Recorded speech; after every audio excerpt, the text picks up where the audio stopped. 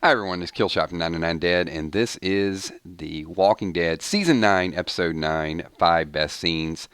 I want to thank each and every one of you being here tonight. And yes, it was a long last couple days of streams, but we got something. This is some good information tonight. We've broken down the episode, and we've got some information from our patrons as well that helped us narrow down this list a little bit. So before we get too far into it, I do want to say a super chat shout out to Valar, Hello 99 Army, Kill Steph, Emmy, Kel, Sweet Tommy, sponsors, patrons, and of course, all of the super chatters out there. So what we're going to do is, this is a unofficial list, and there were so many good scenes. I'm reading some of the comments here. I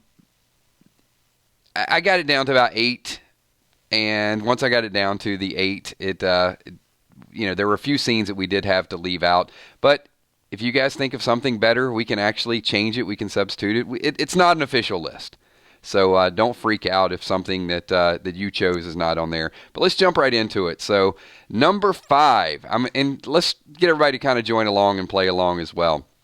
Don't name all 5 at one point, because then it's going to kind of throw it off. So you're going to have to sort of go back and forth with your own list. So give me your number 5, the unofficial 5 best scene category. And number 5, what do you guys got?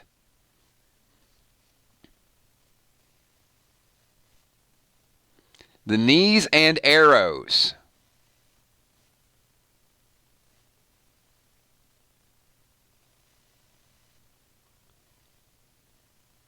Julia didn't waste any time with that. Julia puts that in at number 5. What else you guys got at number 5? Lakeisha's like, I just have one. All right, we've got a couple other people with the knees and the arrows. Judith and Negan fence scene. Omicron says Alpha. So I have got, as number 5 on my list as well, Judith and Negan at the wall. So Negan throws the shovel over. Judith comes up. Some people may have that a little bit higher. I'm going to see if any of my patrons actually had that one. A lot of people had the Daryl shooting the walkers in the knees, or the whisperers, I guess. Actually, both. Daryl's shooting everybody in the knees. Maggie B said, definitely Daryl determining who was a whisper on the bridge by taking a knee shot. And a few others agreed with that as well. I didn't have that in my top 5. I feel bad now because I see some of you really like that scene. I thought it was good, but there were some scenes that were, it did have some action. I think that was a little bit of the pushback from some of the viewers, is they said that it was all kind of building and bridge and relationships, not the bridge scene, but just the development from going from one episode to the next episode. Stop it, Steph. You're not getting shot in the knee. Wow, pretty rough group. They just love the scene to hear the whisper scream. Is that an oxymoron if a whisperer screams? Maybe.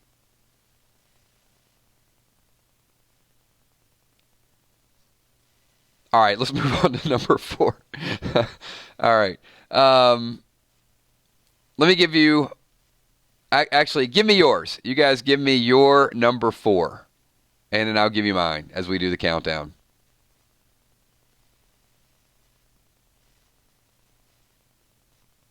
Judas standing in the road with Rick's gun, says Casey. Drama King, Rosita throwing up after Eugene tries to profess his love.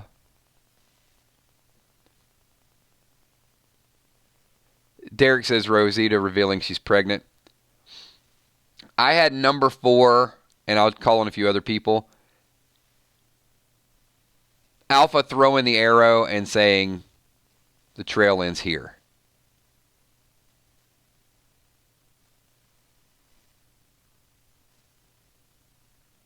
Such a super important moment because it is going to dictate the rest of the season.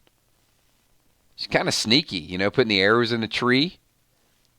Daryl puts the arrows in the knee. Alpha puts the arrows in the tree. I did. I had that at number 4.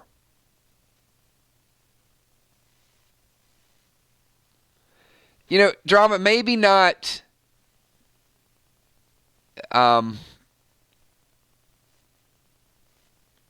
I guess it's whether it's one of the best scenes. There wasn't a whole lot to the scene. And it did have Luke and it did have Alden in it.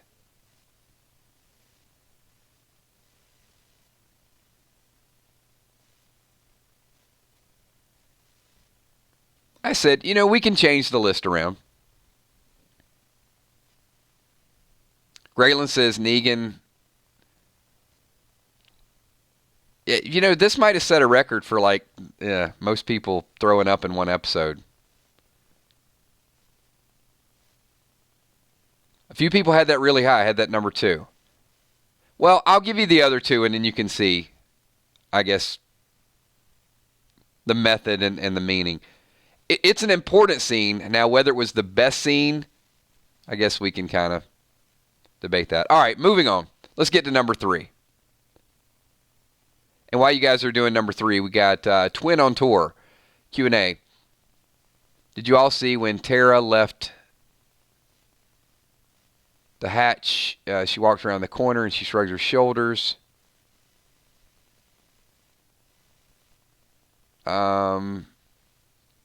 No.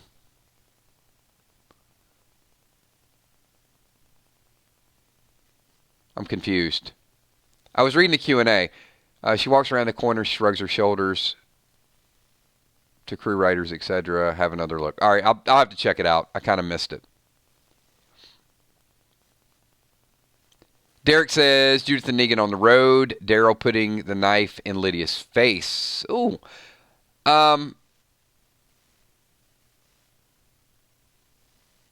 Bumblebee, I like that scene as well. That was not my number 3, though.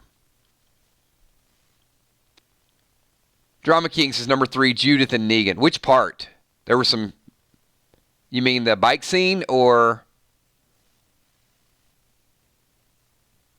the wall scene? Angie Homan says number 3, the interrogation. Well, no one picked my moment. I'm a little... Maybe it wasn't one of the best scenes. Let me go back to the Patreons and tell you what the Patreons' number 3 pick was.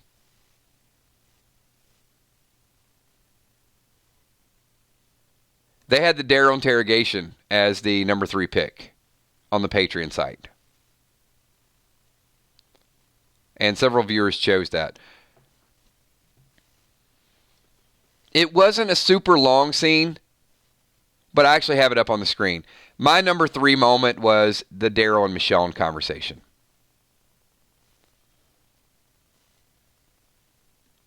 And, oh, there you go. Viola picked that as well. I'm right there with you, Viola. I thought the Daryl-Michonne conversation, because Michonne, it's pretty important. She brought it up that, they're going to be really thankful. They're going to be happy that we brought Jesus' body back.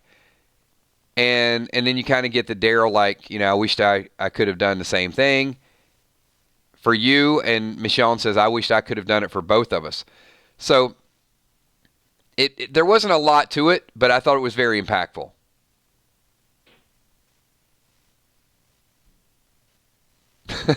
That's good. Drama King says, anything involving Henry does not make the list. Wow, some Henry hate out there.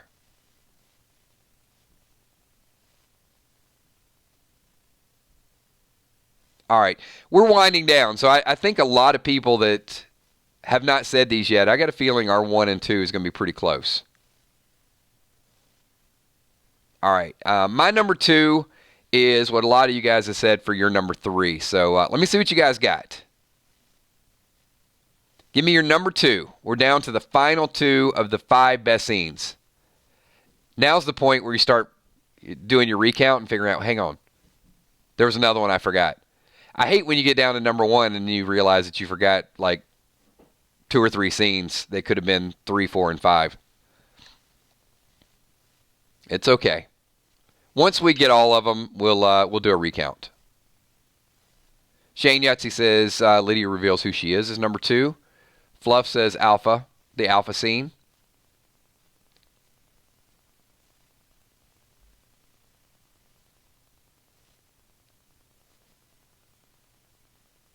Michonne and the moron whispered, "Oh, you mean the dude that had the knife and tried to attack Michonne with the katana?"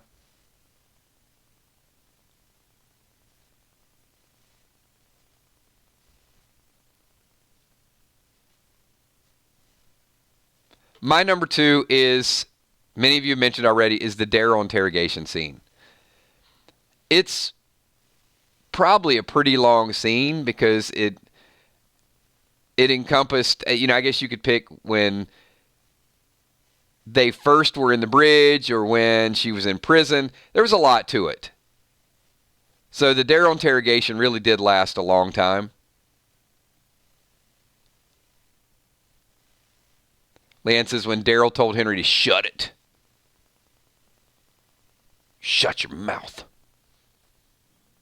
You stay in here another day. I don't care if you are sorry. Son of a bitch. Negan sitting in an empty factory. You know what? And see, Jim, you just did the same thing to me. I got my list of 5, and it's like, oh, man, I didn't have any of the Negan Sanctuary stuff in there. See, that's what I mean. It's like there's really 8 or 9 good scenes.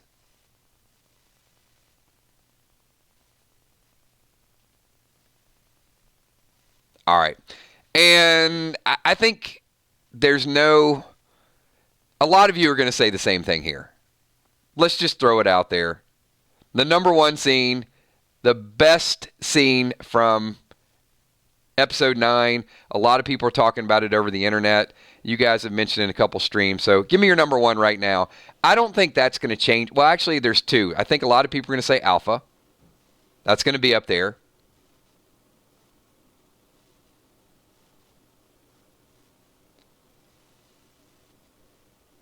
But Angie Homan, you're right there. Judith shooting Negan off the bike.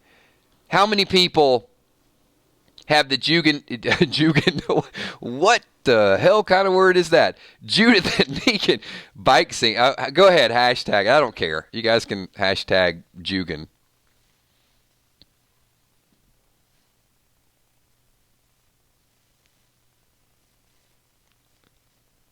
Good. All right. A lot of people have that as number 1. Stephen Ellis says, number 1, I'm a kid, asshole. Yeah, there was a lot to remember from that scene. And the fact that he's there, thank you. I earned that one, for sure.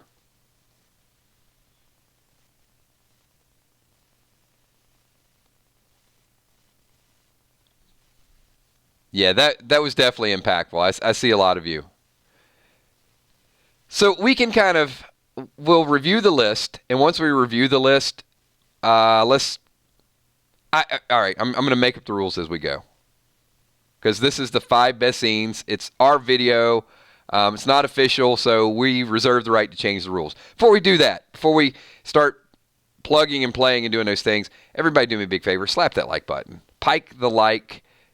All the things, all the different sayings we have. Just do it. Like this video, share it, participate in our live streams, get involved, and hang out with us. If you're brand new to the channel, make sure you subscribe and come back as well. All right. Let me recap my top 5. So here's the rule. You can take out any... Don't do it yet. See, I don't want to do the rule before everybody's on board. I'm going to read 1 to 5, and whichever number. Hold on. We got Joe Fulford super chatting it up. And then I am going to take a few comments too. I don't know. I feel like playing a game tonight. So we're going to play a game, and then we're going to do some super chats, and then we're going to do some open-ended comments, all of those. Joe Fulford. And Joe is a brand new patron, so thank you so much, Joe. Welcome to the team. Says, Kills, how do you think the camp will react when they see Negan return? Will they see Negan return? I'm going to throw that out to the group. 909 Army. Will Negan and Judith make it back to Alexandria? or will there be a diversion?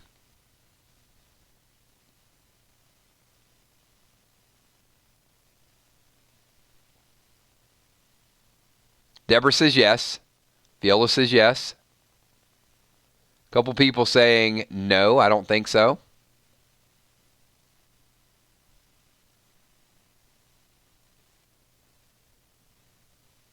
I mean, they are on their way back. And around the same time, Alpha and a group are out there somewhere. Maybe they'll see somebody that didn't make it. Maybe there's another group of Whisperers. Perhaps some of the Whisperers already made it to Alexandria. A lot could go wrong. I don't think Negan's going to end up back in jail. I think there's going to be a few people that are storming Alexandria looking for Lydia.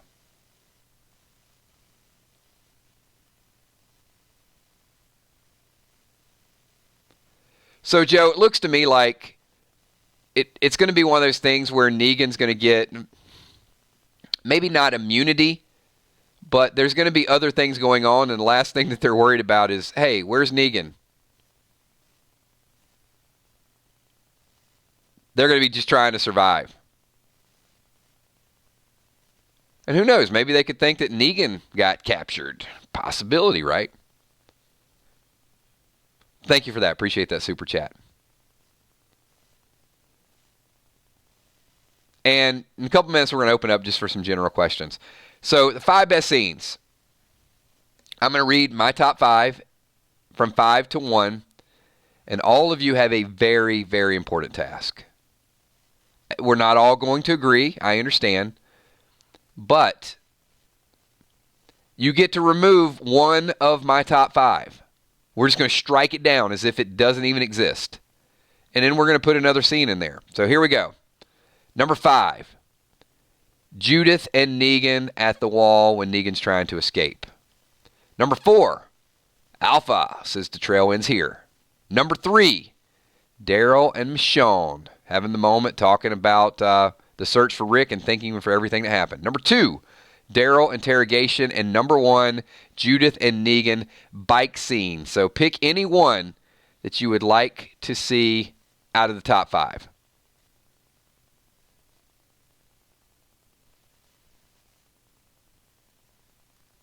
If you like that top 5 and you like it in that order, then say no change. Got a few people saying number 3. Oh, we got some people that want the Daryl and Michonne scene taken out.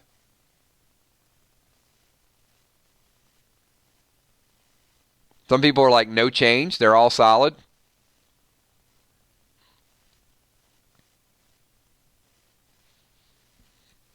All right. So it looks like 3, for the most part, 3 has to go. Oh. Deidre Perkins, the bike scene, there's no way, zero chance the bike scene is going to be taken out. That is almost unanimous number 1. I'm not removing that one. I loved it. Okay. All right, here's what we'll do, because a lot of people like the list.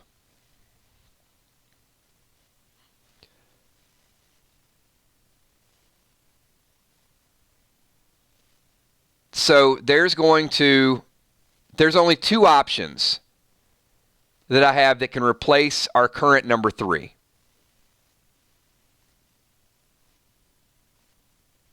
That's the Daryl Michonne scene. But we got to do this in a weird sort of way. Okay?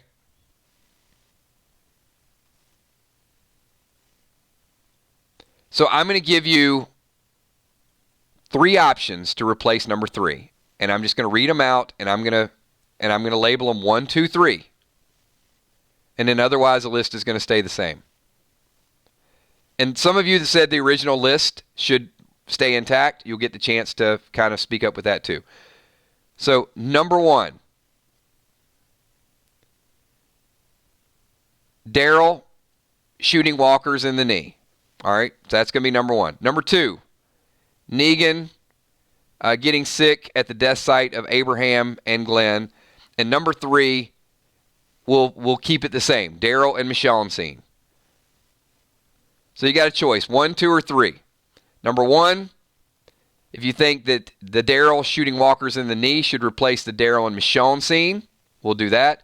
Give me a number 2 if you think Negan getting sick at the death site should replace that. And number 3 if you think that it should stay the same.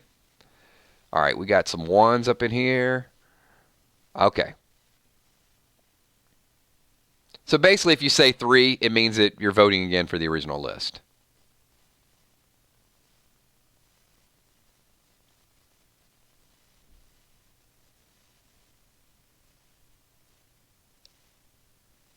I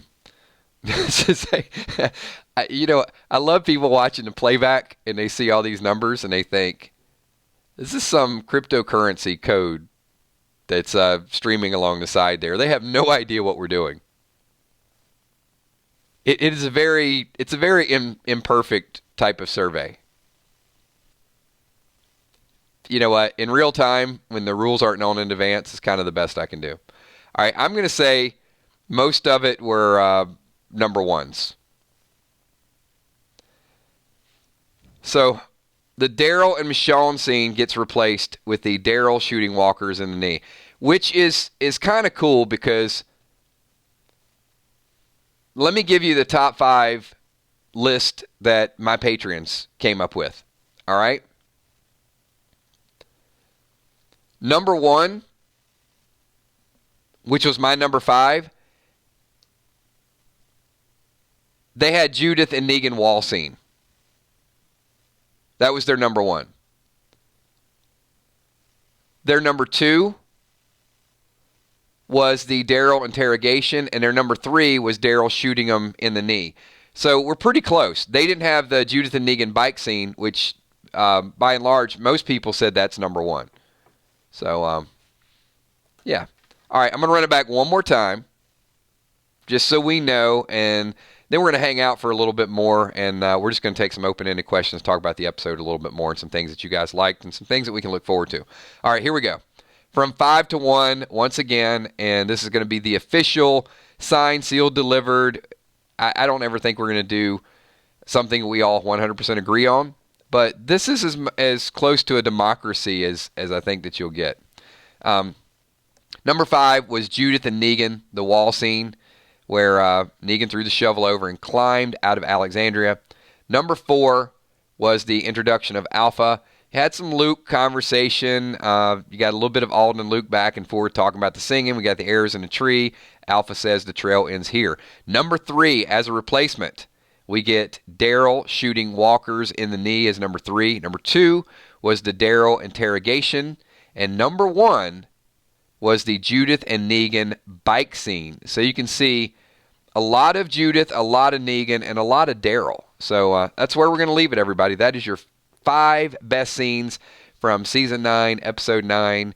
Well, you know what I'm going to do is if you guys like doing this format and you want to do it for episode number 10, we'll do the Patreon survey, and we'll also give you a chance to vote on our Facebook Walking Dead 999 Army page. So if you guys would like to do this every Tuesday, and we'll set up a survey, we'll set up a poll, and then just give me a quick 999 in chat right now if you guys want to participate in a survey next week in both formats. All right. Now, obviously I want to see a bunch of 999s go up there because I just want to see this whole computer code kind of work itself back into this video. All right, let's get back to the episode a little bit, and we're going to open up just for a few Q&As.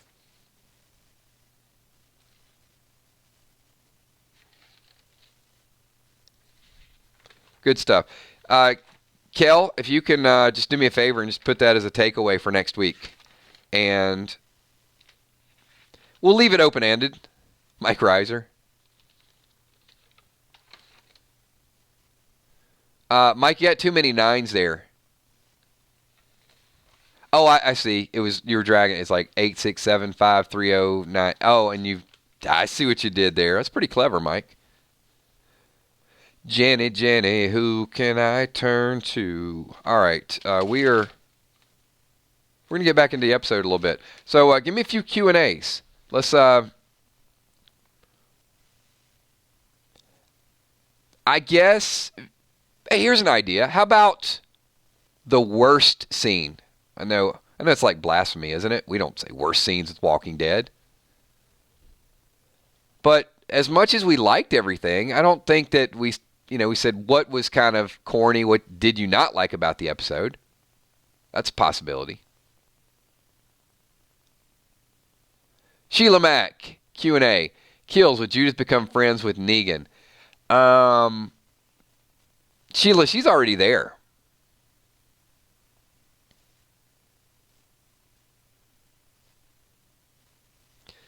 Did anyone else feel that when Negan climbed over the wall, Judith kind of looked like she was losing her best friend?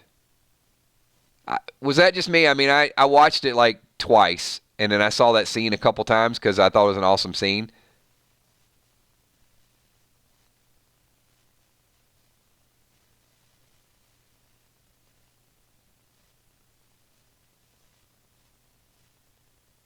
She did, right? Didn't she look like a little sad? Like, this is my buddy. He's gone.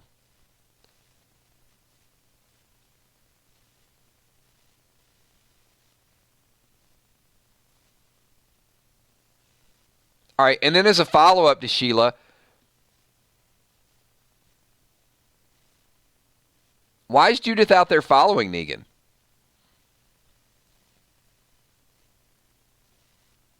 She was worried about him, right? She didn't think he could protect himself. So, Sheila, that friendship that's permanent.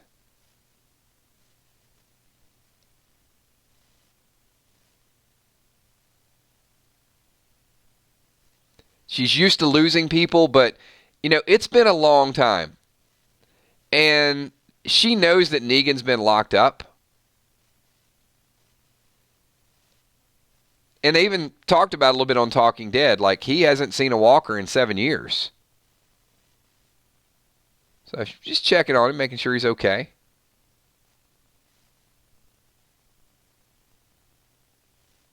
And that bike is going to stop there.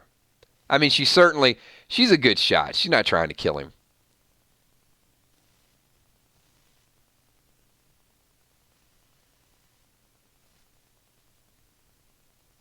Really?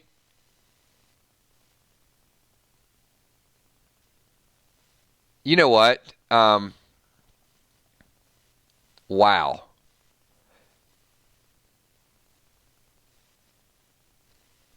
Mods, I'm just going to leave that one alone. That comment might have been the most disgusting, sickest comment I think I've ever read on YouTube. Unbelievable. All right, I'm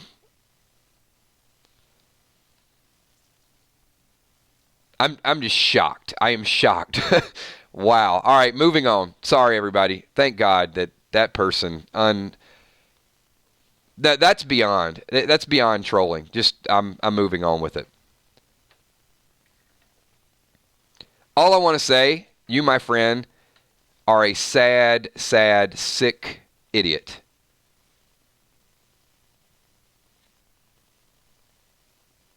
And I think that needs to be reported. That really goes beyond the normal scope of conversation.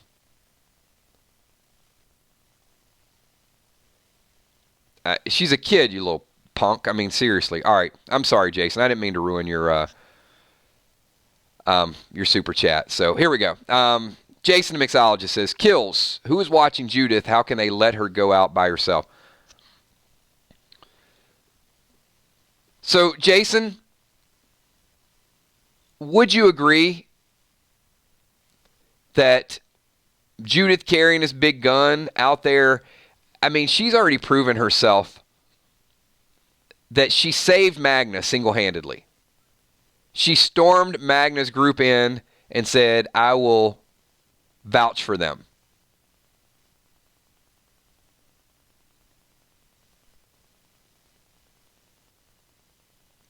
So the question I would ask kind of you, Jason, is do you think Judith needs to be watched?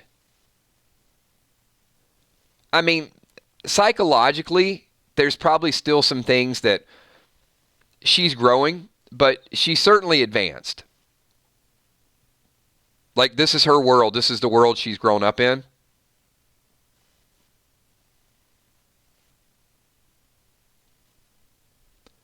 But from an ability to defend herself and take care of herself,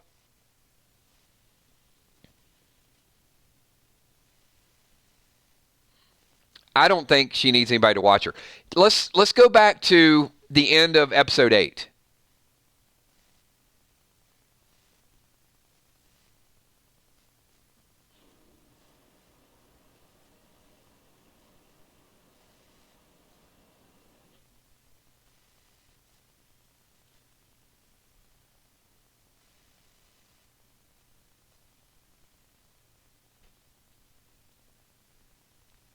Who was surprised in episode 8 that Judith was out there without a chaperone, without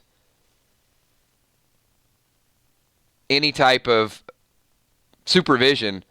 And then you've got Magna, Yumi. You've got qualified fighters out there that can't take care of themselves.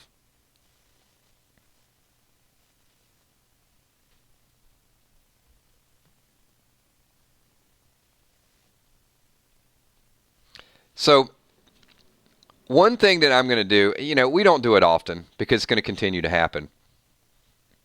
I'm going to pause the stream just for a minute. And hopefully you guys, because I kind of want to get on my little soapbox here for a second.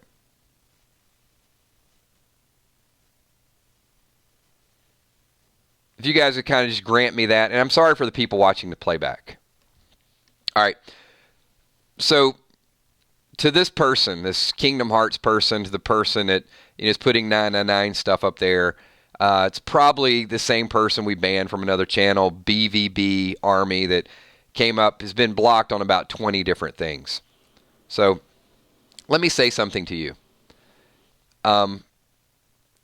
Talking about children, talking about abusing children, getting in someone's live stream and making a joke of it, making light of it. First of all, and I know you're listening because you're going to create 3 or 4 other accounts. You're a sick individual, number one. Number 2, you should not only be blocked, you should be arrested. You should be reported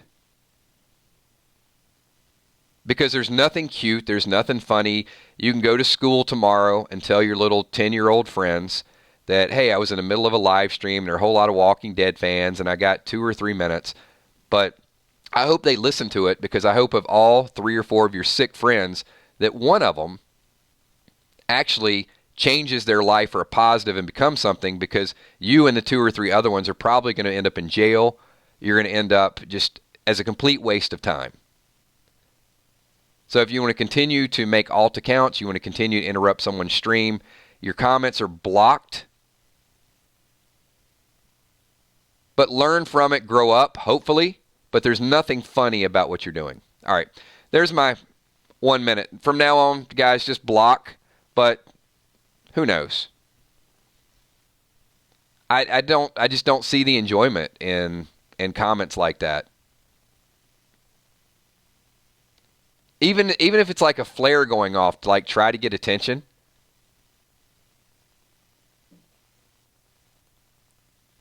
Who thrives on negative attention? Wouldn't you want to get attention for something you actually did that was positive? All right. Thank you, guys. Appreciate that.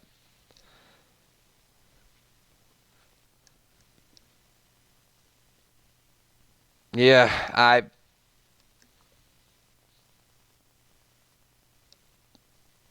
don't get it. So, let me finish up kind of where we're at before we got interrupted. And you know what? That's not the commercial interruption that I wanted to provide for everybody. And when we do these streams, let me say this.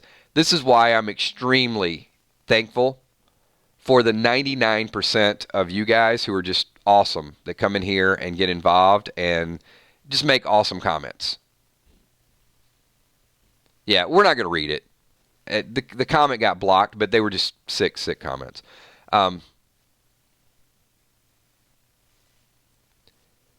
Was it overboard that Magna and Connie and Luke and you? I mean, the group was completely surrounded.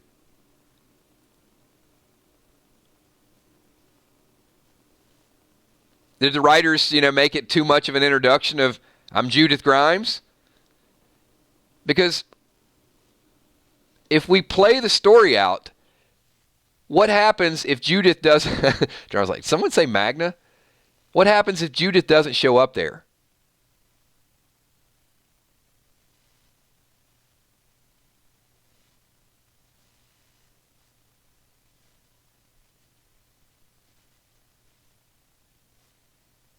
You know what? I'm sorry. Dwayne, it was 9-5.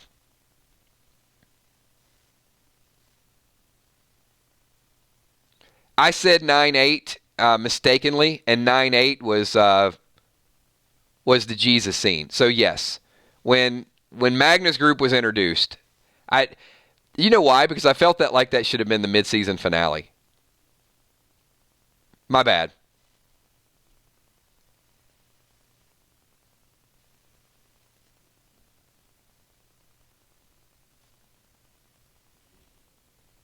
But it does seem a little unrealistic that group could be completely surrounded and almost dead, and Judith is the one that saved them and then brings them back to the camp. I agree. Lisa Khaleesi says Magna and her crew is freaking awesome. However, well,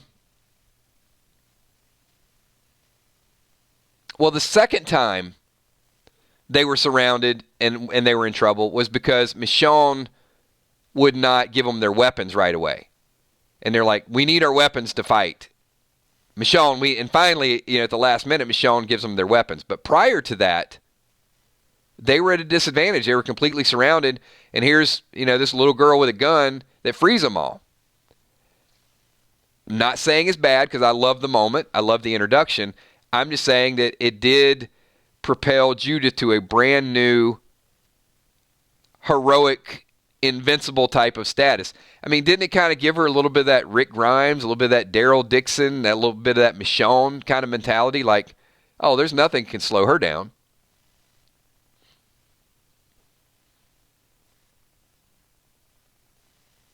So because of that, then the question is, does she need somebody to watch over her? And I think the answer is no, she doesn't.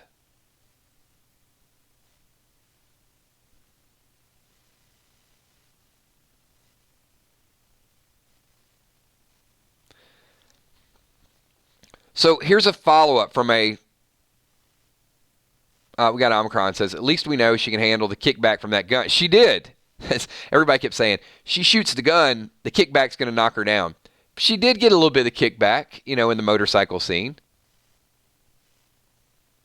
She's strong.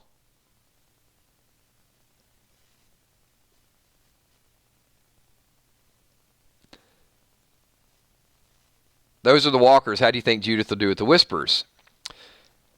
Well, Jason, see, I'm gonna kind of answer your question with a question. I hate when people do that, but I'm gonna do it.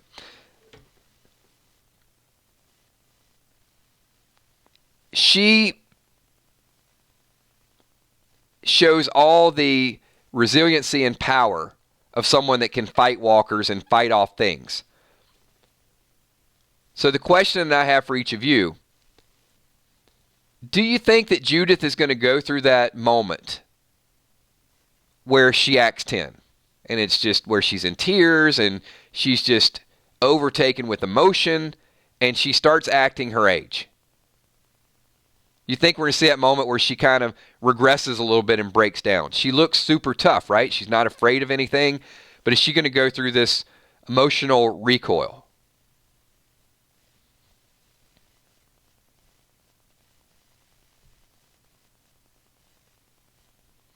So, Jason, you're going to see what I do. It's going to be kind of a long path that I'm going to get to answer your question.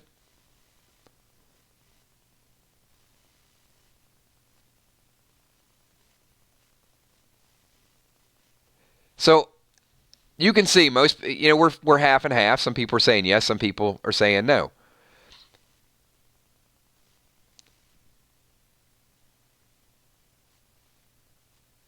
The strength, she shows the strength and vulnerability. So will she become kind of vulnerable? I'm going to say she doesn't. There's a couple things that showed me she's tough beyond this world. Remember the scene with Michonne after Michonne put RJ to bed? The RJ that's real. She said something very telling there. When she says that, I'm ad-libbing here, I don't know the exact amount, but it was something along the lines of, I don't remember them. I don't hear their voices like I used to. Basically saying that at an early age, she's kind of moving on. She drew the picture of them.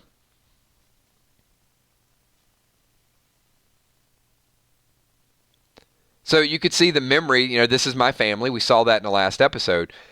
But she's also starting to, I can't remember their voices. So she's advancing beyond it. The other thing that I want to say is Judith was not raised like Carl. Now, when she was young, she got a little bit of the taste of the world, but look, Judith didn't have ice cream parties and birthday parties or we don't assume she did.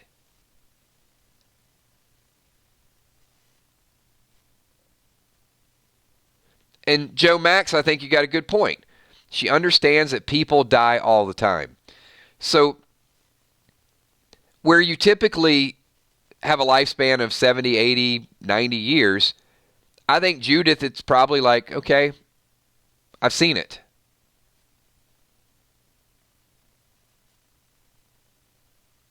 Now, here's one more big question. And I don't know if this question has been asked yet.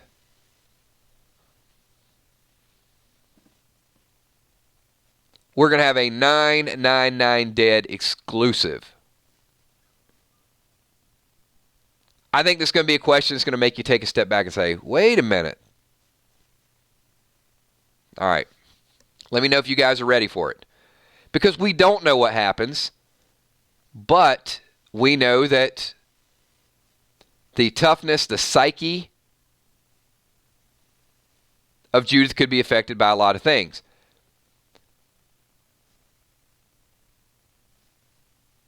What happened to Michonne and Daryl? Give me your best guess. Where did these exes come from?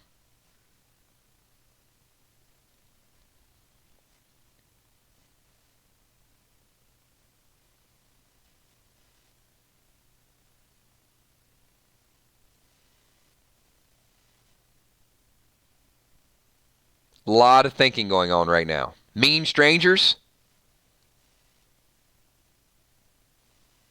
Bad people?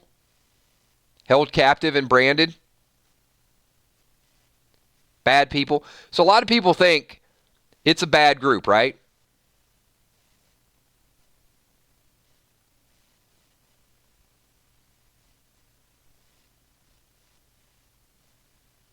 Okay. All right, follow-up question. Where was Judith?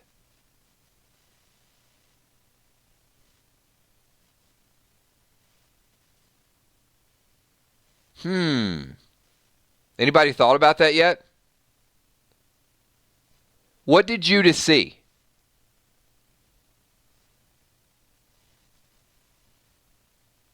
I mean, we know about Daryl and Michonne.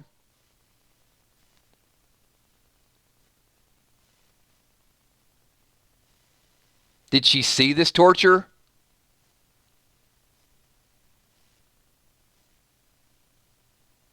And if she did, wouldn't that be enough to break down a normal child? Wouldn't you think that, whoa, hold on.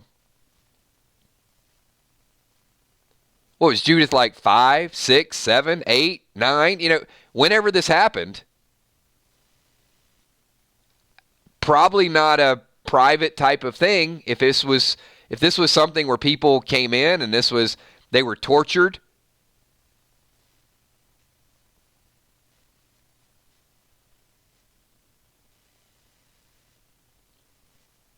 I mean, I don't think the torture just, okay, let's take them one night, torture them, and then, release them. It could have been an event. It could have been over a period of time. It could have been a lot of things. Truth is, I don't know the answer to that question either. Drama King, that's the point.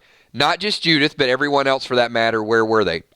And that is something we're going to dig down a little bit further. But I think for the sake of, people saying, who's watching Judith and is she able to handle things, I think that's relevant. Where was she? And if she saw it, why is she not broken? Because you probably can't break her. She's probably seen, she saw her brother is gone. Her dad is assumed to be dead. Her mom, her dad's best friend, could have been tortured. Ton of walkers out there. The community does not accept new people, but yet Judith is out in the middle of nowhere looking for people, and she finds them and brings them back and says, I vouch for them. So that's not a 10-year-old. I think for all intents and purposes, I think that is a 25, 30-year-old hardened by the world that has experienced things that most other people could not withstand. So I think you got to kind of look past the fact she's only like 3 foot tall and 40 pounds. I think you got to see she has a mental awareness and a toughness that very few on the TV show have. Makes her super, super unique.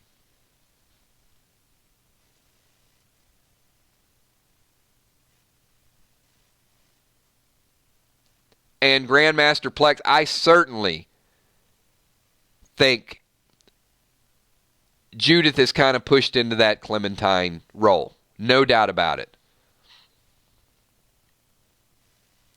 Not even Carl. I think some people thought, okay, Henry's going to get Carl's arc. Judith's going to get some of that arc. No, I think the closest comparison would be Clementine from the game.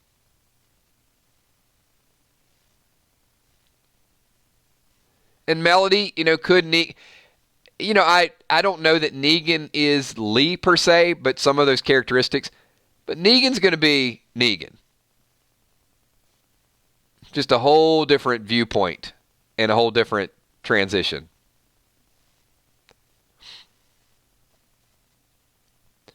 And Andrew McSherry and also Drama King, who else could have scars and who else could have witnessed this? I really want to know.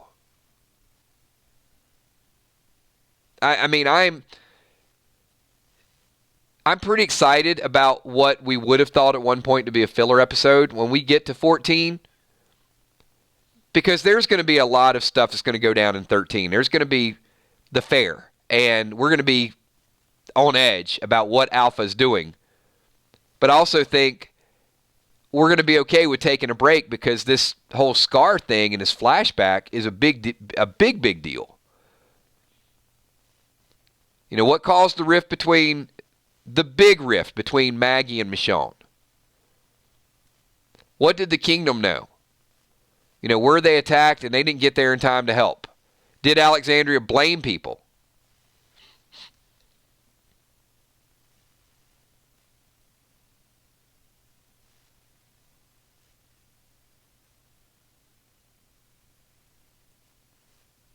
And good question. Were there other people that were scarred? I tend to think either the communities, it had to do with singling out the communities. I don't have all the details yet. And I feel like that's where everybody got a little bit selfish. Where maybe Hilltop had to take care of their own people and Alexandria took care of their own. And whoever these people were, if they tortured them, if they branded them, if they wanted to separate them, that event is really what separated everybody permanently. We saw a little bit of it. I mean, we saw Maggie wanting to take care of the people behind the Hilltop walls, and now you see Alexandria, they're like, they don't care. And you got Jesus and Aaron sneaking away so they can train together and they can kind of keep up with what's going on with the other communities because it seems to be forbidden. Why is it forbidden for these are frowned upon? Maybe the word forbidden might be too tough of a word. Why is it frowned upon for people from each of these three communities to interact with each other? What happened that is so important that you can't even go have lunch with someone that you've been through thick and thin with?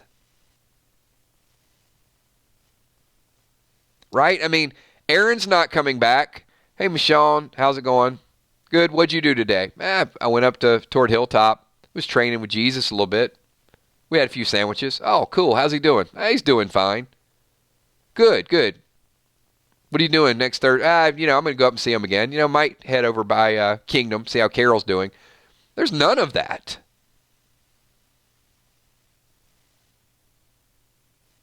So this scar, this event, they just didn't grow apart. There was a major event that pushed them apart.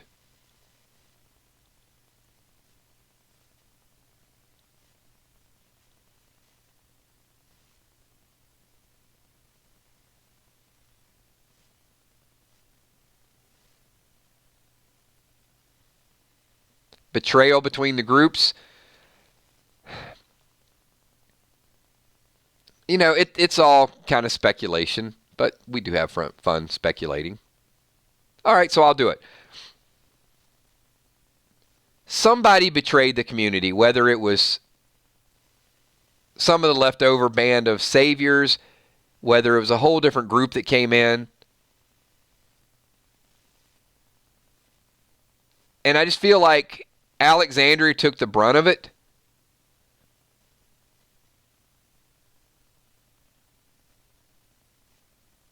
And either people had not, it almost feels as if people had knowledge of it, but they chose.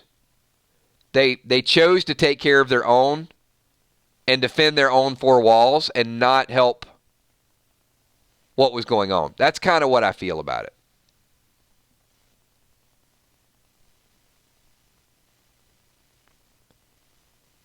Robert Frank, what's going on, my man? How you doing? Super chatting it up. Robert says, I think the cowboy that glared at Jerry in the trailer has something to do with the scars. We're assuming that glare took place at the fair. Who knows? It does feel like that, Robert. Like he recognizes someone. It could be in a flashback scene. Or it could be somebody that Jerry recognizes from a bad experience before. I mean, I think both of those are definitely in play.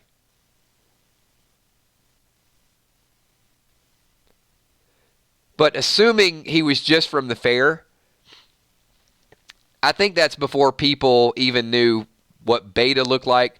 Because when that came out, a lot of people were like, wait a minute, could he be Beta? And then we found out, no, he can't be. So, yeah, that's what I'm hearing. The Highwaymen group, but what do these Highwaymen group do?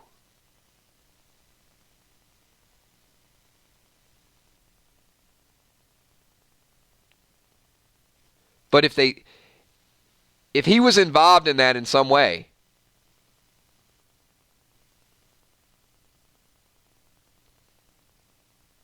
not good. Now, here's the dilemma that we have.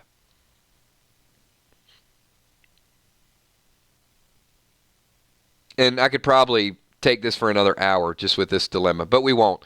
But I do want to get you guys thinking about this.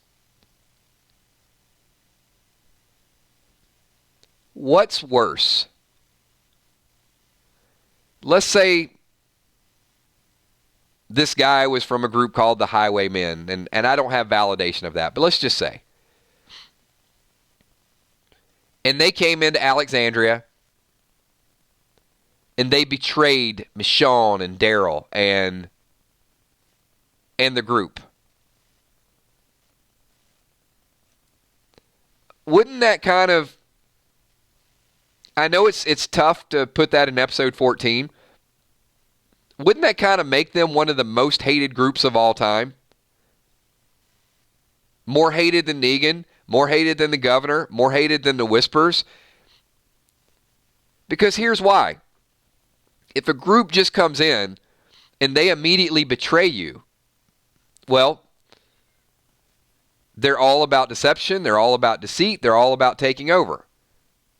And this is my fear with the Whispers, is that if we get too much backstory with Alpha, we're going to sympathize. We've gotten a change in Negan, so we're starting to sympathize, or maybe not sympathize, but maybe accept with Negan. It's a little bit different. And with Governor, it was, well, he had his own way of doing things. Some people liked the Governor, some people didn't. So what I'm a little afraid of is they're going to do this flashback, and if they stick this group in there that's just completely evil, it might indirectly lessen the impact of the Whispers. And I'm ready for some evil Whispers. I think I've already emotionally committed myself to not liking them. And too much information, too much of a flashback. I just don't want to say, yeah, let's give Lydia a little bit of a pass. Sometimes when you got too much evil, it's just a little too much that we got to focus on one topic. I guess, we'll find out once we figure out the real story from the scars.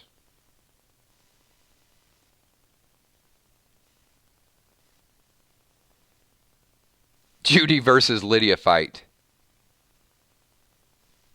You know what? I think we'll do that in a video. Maybe we'll add that tomorrow. But a standoff.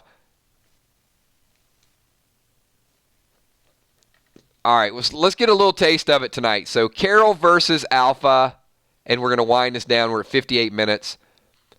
So based on what you've seen with Carol and based on what you've seen with Alpha, who are you guys taking?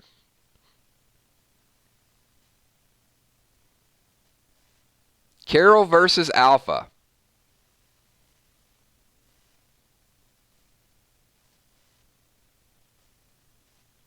Whoa. Lot of Carol fans in there. Carol all day. Carol. Look at this. What's up, Speedo Smith? Thank you so much. Super chat that 909 Army. Carol hands down. Carol. Queen Carol. All right. You know what? I'm going to say it because you guys are afraid to. I can see the fans. And you guys, you know what? I am a Carol fan. I love Carol. Here's why Carol's going to lose. I just pissed off half my fans. But I have to tell you, right? You guys want me to jump on the bandwagon, or you want me to give you my honest assessment? You guys want honesty? I see already I'm getting like, no, you guys are booing.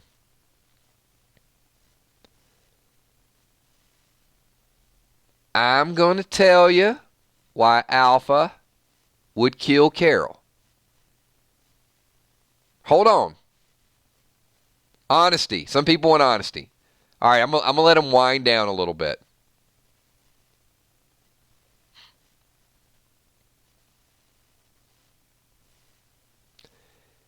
Carol is emotionally weak right now. Carol has emotional baggage.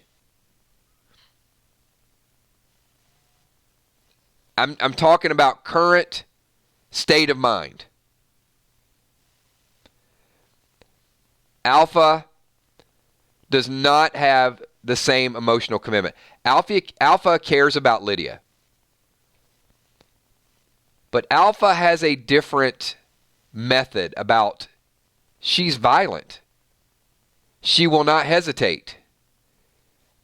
Randy, hold on. She did hesitate to burn the saviors. The thing with Carol is Carol had to backtrack and go back and prove it. So, Randy, here's my point. There was a bit of a pause there. That pause is the type of thing that would get her in trouble right now. I'm talking current state, so give me a chance to explain myself before you guys have a complete revolt. I know this army. I know this group. Jason, if Carol loses someone, she will go into beast mode. You're absolutely right. Carol was willing to die for Henry. Remember that. Then Carol, on second thought's like, wait a minute. Henry's looking up to me. This ain't right. I'm going to go back and do it.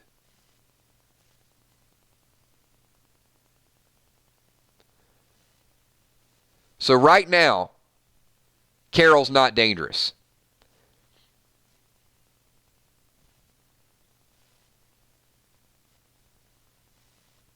And in a weird sort of way, if Henry is missing or Henry is dead, then Carol becomes formidable. I think Carol will kill Alpha. I do. I think that's the way the story's going to go. Hold on, Tammy. We're not agreeing to disagree. I'm going to tell you why I'm right. That was wrong the way I said that. But hold on. Don't give me a chance. Give me my 30 seconds to explain. Tammy's just like, she's ending the conversation. She's like, we're going to agree to disagree. You're wrong, Kills. I'm right. Let's move on to the next topic. Hold on. Give me a second. Just hear me out. Alpha has a brutal nature, and she would definitely get the upper hand or the advantage right now. Because Carol's, just take me, just kill me, leave the boy alone. I mean, Carol, okay. Follow-up question to prove my point. This is for you, Tammy. Would Carol die for Henry? Yes or no? Simple question.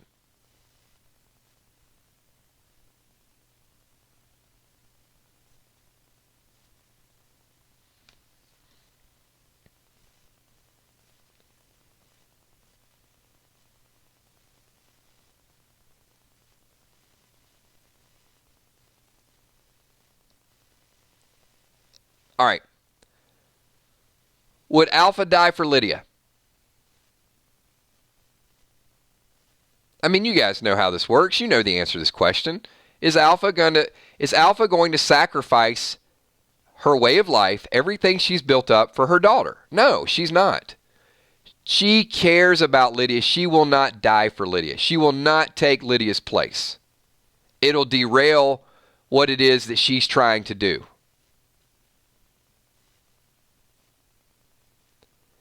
And in that moment of pause, I think Alpha has the advantage over Carol. Now, it's not going to stay that way. So if you ask me this question in a month, I'm going to give you a different answer. Because I think that either Henry is not going to be at immediate risk, or he's going to be gone, or something is going to change Carol. And we know when Carol gets into beast mode, I would absolutely take Carol over Alpha. And I do think that Carol will ultimately be the person to kill Alpha. But the group has to fall before they rise back up. And Omicron said it, I think, best just a minute ago.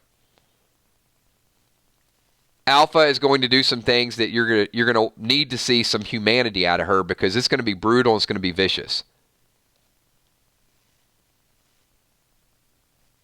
Remember, The Walking Dead is constantly evolving. Our tough characters are not always tough. There was a time that Rick had the upper hand on Negan, and Negan had the upper hand on Rick, and then we went back and forth, and then ultimately Rick prevailed, but there was some rising and some falling, and I equivocate it to this.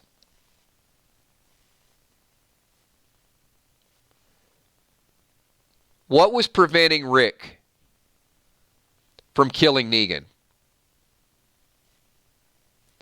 What broke Rick down to a degree where he would let Negan get the upper hand of him? There was one reason, and one reason only. Carl. That, everyone, history repeats itself. And I would have told you there were times that I would have thought Rick could get the upper hand, but Negan always kept him at a disadvantage because Rick had that emotional attachment. Sadly, that's what Carol has for Henry right now. We don't understand it because we don't like Henry, but she understands it. So that, everybody, we're going to wind it down with that. So I want to thank each and every one of you for being here. Awesome group tonight. Great crowd. Thank you for being a part of the 5 best scenes. I apologize for the temporary interruption. We do live streaming, so as long as we do live streaming, we're going to get people that should not be in live streams. But every time I see a person like that, I am so much more thankful about all the people that are here each and every night. So we got a taste of the top 5. We changed the top 5 a little bit, and then I think we got some good open-ended dialogue and some good debate. Tomorrow night, we're going to be talking a little bit more of The Walking Dead.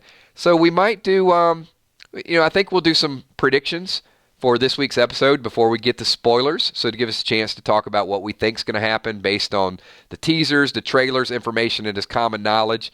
And then Thursday night, we're going to do a little bit of Thursday Thrones chat. Looking forward to that. And we'll also do The Walking Dead at 9:30 and hopefully get some spoilers there'll either be some spoilers Thursday night or Saturday morning, so I'll let you guys know with that. Thanks once again. I want to give a super shout out to all the patrons in the top left-hand corner. Thank you so much for everything that you guys do. I had a couple people messaging me last night, like Hills, how to become a patron. There is a link in the description down below. So if you ever want to join the Patreon club, then you got that down there. You can check it out, and a whole lot of other content, some polls, some surveys, some pictures of the 3Gs. You guys know how I roll. Top right-hand corner, we got the sponsors. Thank you so much for everything that you guys do. We also had Super Chatters in the house tonight. Thank you so much. We got Villar, we got Joe Fulford, Jason the Mixologist, Robert Frank, and we got Speedo Smith. So thank you. Appreciate that. And everybody else is here. Give me some quick 999s. And if you had a good time tonight and liked our chat, subscribe, and definitely give me a 999 because I want to say, if you're new, this is just something we do at the end of every stream. I can't get everybody that's in the stream, but I can definitely shout out 20, 30, 40 people. So I want to say what's up to Shane Yutzi, Star Guitar Goddess, Najee Watts, Mariah Campese, Saikiba Reeves. Thank you so much. Hopefully I said that right. Coachella, BK Harp. Moderators are always awesome. Emmy, Steph, Tommy Kells, Crystal the Singer Chick, Danny K, Ramona Heath, Ralph Albertine, Diana C, Dark Stark, Cammy, Jason the Mixologist, Kay Smith, Deborah Johnson, Tammy Hill.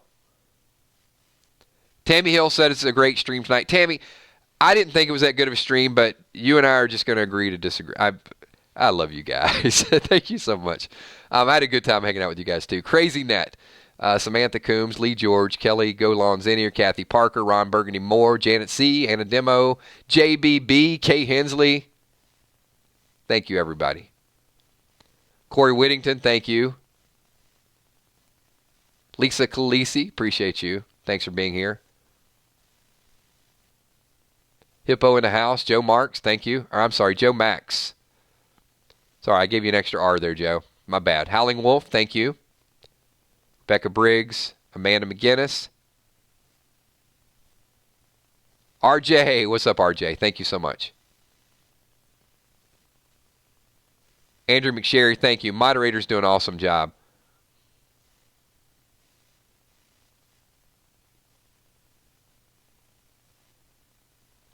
Leanne, have a good night. Thank you, Leanne.